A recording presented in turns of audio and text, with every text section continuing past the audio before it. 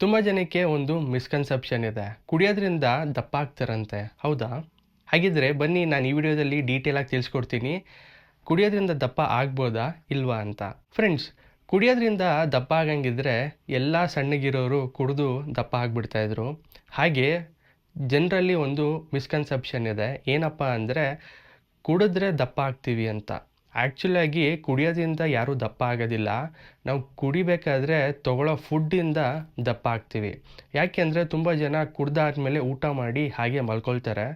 So ಬಾಡಿಗೆ ಯಾವುದೇ ರೀತಿ ಎಕ್ಸಸೈಸ್ ಇಲ್ಲದೇ ಇರೋ ಕಾರಣ ಆ ಫುಡ್ಡು ಡೈಜೆಸ್ಟ್ ಆಗದೆ ಫ್ಯಾಟಿಗೆ ಕನ್ವರ್ಟ್ ಆಗಿ ದಪ್ಪ ಆಗ್ತಾರೆ. ಈ ಕುಡಿಯೋದ್ರಲ್ಲಿ ಯಾವ್ಯಾವುದ್ರಲ್ಲಿ ಎಷ್ಟೆಷ್ಟು ಕ್ಯಾಲೋರೀಸ್ ಇದೆ ತಿಳ್ಕೊಳ್ಳೋಣ ಅಲ್ಲ. ಒಂದು 330 ml ಬಿಯರಲ್ಲಿ ಆಲ್ಮೋಸ್ಟು 208 ಕ್ಯಾಲೋರೀಸ್ ಇರುತ್ತೆ ಒಂದು ಮೀಲಿನ ಲೆಕ್ಕ.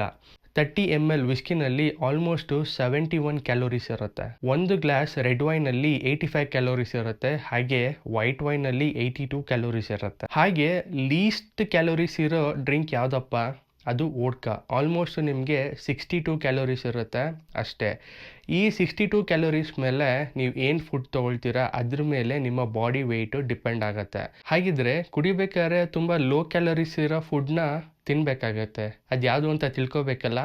ಕೆಳಗಡೆ ಕಮೆಂಟ್ ಮಾಡಿ, ಕಮ್ಮಿಂಗ್ ವಿಡಿಯೋದಲ್ಲಿ ತಿಳಿಸ್ಕೊಡ್ತೀನಿ. ಹಾಗೆ ಇದೇ ಥರ ಇನ್ಫಾರ್ಮೇಟಿವ್ ವಿಡಿಯೋಗೆ ಫಾಲೋ ಮಾಡಿ. Thanks for watching. Drink responsibly.